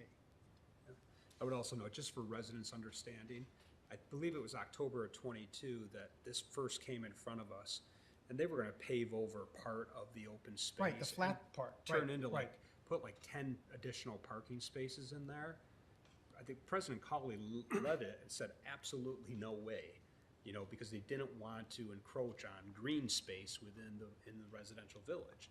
You mentioned the AYSO. You know, we manage the park system. There's also 5 baseball diamonds, 3 or 4 blocks from here in the northeast corridor of the village. Other areas of the village don't have baseball parks, so it's managed as the village whole, not just in the northeast corridor. And I'm sensitive to the bird sanctuary, but I struggle to understand how this is gonna be a more intensive use than the Hinsdale Humane Society. That would have a negative impact on the bird sanctuary. And I agree with President Colley. If that's run down, needs to be some improvement there, then we should talk about that, but that's a separate matter. Okay.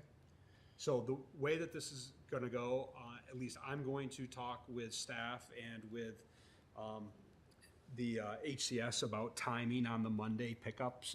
I'd like to see it so it doesn't conflict with when school's let out. I think that's a great suggestion from the resident, and thank you for your input on that. But at our September meeting, this will actually come up for a vote. Unless there is someone here tonight, the trustees, that believe that we should move this to Plan Commission for further consideration. I don't. Okay.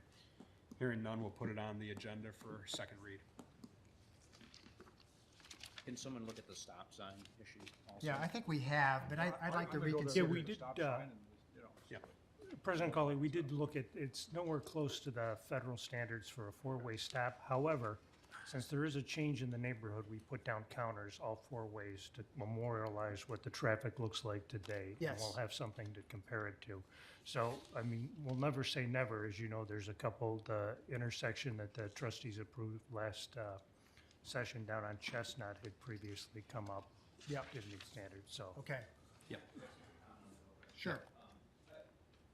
The traffic study where they put down the counters, they did that on Walnut Street in front of our house. They were there for a week or whatever, they counted the amount of traffic. That's fine. What that doesn't account for are people rolling that stop sign. It happens all day long. I know at some point one of the officers went out, sat in their car, and watched people approach that intersection. Nobody rolls the stop sign when there's cops sitting up the street. So there needs to be some methodology, change in methodology as far as how that intersection is monitored. Just counting cars going through. Would you think that people are rolling through there more than there are other stop signs in the Yeah. village? I mean, look, I don't sit at intersections and watch people roll stop signs. Right. It's It's a problem with everywhere. that intersection is it's a blind intersection. You're coming on Elm Street, especially from the north, and you're going south on Elm Street, there is a giant wall at that intersection that took the place of what used to be some steps that went down to the continuation of the sidewalk. Right. Those steps were moved halfway up the block. They're basically right across the street from my house. All right. So if there is no sidewalk there, there's a giant wall at that stop sign right there. People roll through that, and that to me is more dangerous than Okay. somebody rolling through an open Right. intersection. We hear you. that you can see We all will all take a look at it. We do have the capacity. We have enforcement programs that go from stop sign to stop sign, and they use covert cars. So they're not the typical black and white cars when they sit down the street. Because I understand what you're saying. If there's like an immediate traffic concern, it's the beat car that goes there, and nobody violates when a black and white sitting down the street. So we hear what you're saying. We'll look at it and we'll take it up again at the next meeting. great. Okay. Go to a second read. Yeah, yeah. We're gonna go to second read, right? Yep. Which moves us to agenda item 6L. This is a first read, and it also relates to the lease agreement between Hinsdale Community Services and the village for the property at 22 North Elm Street. The original lease, as we've talked tonight, was executed in October of '22. This amendment addresses changes in the timeline, the parking situation, and other ancillary matters that have been developed over the past month. Over the past 10 months. Basically, the summary of the amendments are, it confirms that HCS will cease using the Memorial Building and will exit the Memorial Building 90 days issuance of a CO at Elm Street. It clarifies that the village is responsible for primary utilities at the building and also responsible for refuse dumping.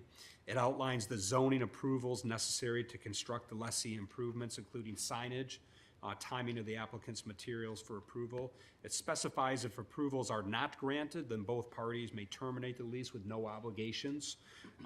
Construction of the public sidewalk is also detailed on on the west side of Elm Street to the north for a portion of the way, and it will be the responsibility of the village, and it outlines details for parking as we've discussed previously tonight.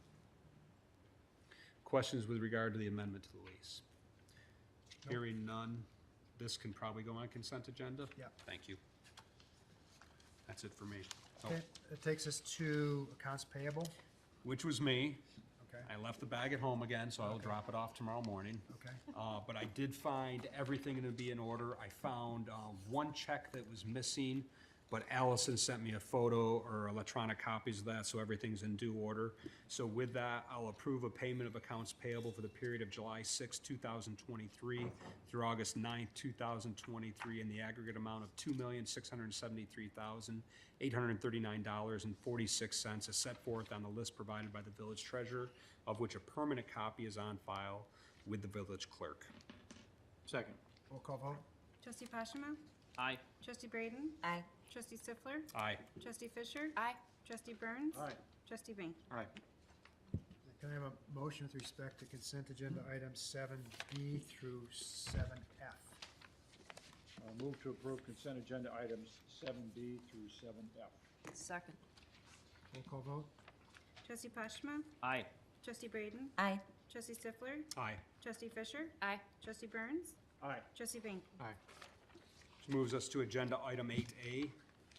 And this is a second read, relates to exterior appearance and site plan to allow for changes to the existing building elevations at 11 Salt Creek Lane. I will note that at the last meeting, we told the applicant they did not need to come back because we were okay with everything. A number of the changes, basically makes changes to the exterior and the landscaping. President Cawley noted that he wanted Michelle Fisher to specifically look at the landscaping because she is such a sleuth when it comes to that. There was some back and forth between the applicant and Michelle on that matter, and I believe that we're saving one tree.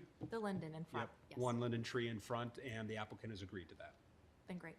So with that, any questions? Hearing none, I am going to make a motion to, bear with me, approve an ordinance approving an exterior appearance site plan to allow for changes to the existing building elevations, landscape plan, and site plan at 11 Salt Creek Lane. Second. Roll call vote. Trustee Pashima? Aye. Trustee Braden? Aye. Trustee Stifler? Aye. Trustee Fisher? Aye. Trustee Burns? Aye. Trustee Bank? Aye. Any discussion items? The tollway update? Yes, I wanted to, we're gonna start having these updates again. The tollway previously had been working on the other side of the tollway, and now they're moving over to our side, so there's going to be more activity in the community. There'll be a right-of-way fence being installed August 16th. There's also going to be trees that will start to be removed as part of the IGA over in the Harding area. They will be taking local access to do these tree removals. That was a deliberate decision made on the part of staff so that no additional sound walls need to come down to remove those trees, because our preference is to leave the sound walls up in lieu of it. George has reviewed the application and determined that there wouldn't be additional impact to our roads because the equipment really won't be heavy enough. Residents and trustees have noted that some of the trees planted in Pierce and Beck Park haven't thrived. So we've been out, being polite, we've been out there with the tollway staff, and the ones that haven't survived will be removed, and then they will be replanted. They may not be replanted this fall. It has a 1-year warranty, so it might be better to replant them in April and have a longer-term warranty on that. There will be a resident meeting set up in the near future to discuss the Harding Road Detention Project for the residents in the Woodland area. And we did receive some resident feedback about the location of the pillars on the pedestrian bridge, and we're moving one of them. It kind of is in the path when you deplane off off the pedestrian bridge. But we have met with the tollway staff, and we've advised them that our preferred means of communication is to receive information the Friday before, so we can share it with the trustees, post it on our website, and before anything gets out to residents. But we've made the request, and I can't say that it's always going to happen. I'm just sharing that with all of you. So as we get more information, we will make it available to you as the tollway proceeds on working on this side of the main line. Additionally, the next item is the 150th update. Again, want to thank Trustee Fisher, Burns, Braden, the Harlows, Bill and Laurel, and other staff who have launched the Hinsdale 150th campaign for the plaza and the roof railing. It's encouraging the community to come together. Last week, staff was out selling 150th blankets and postcards, and they will be available again on Thursday in conjunction with the light show this Thursday night. We've also done the first round of solicitations of local businesses, and we have received some contributions. And again, we're looking forward to no rain on Thursday and to have this illumination show. And Trustee Braden was instrumental in helping us sort through it and serving as the liaison with the Historical Society. And we do appreciate the sponsors, Hinsdale Bank and Trust, McLaren, the University of Chicago Advent Health Hospital, and Paris 312. Paris 312, they will have a balloon display out there too. And they are often at Uniquely Thursday. So that's the update. Okay, thank you. Any other staff reports? No report. Any citizens petitions? Any trustee comments? Have a motion to adjourn? Motion to adjourn. Second. Roll call vote?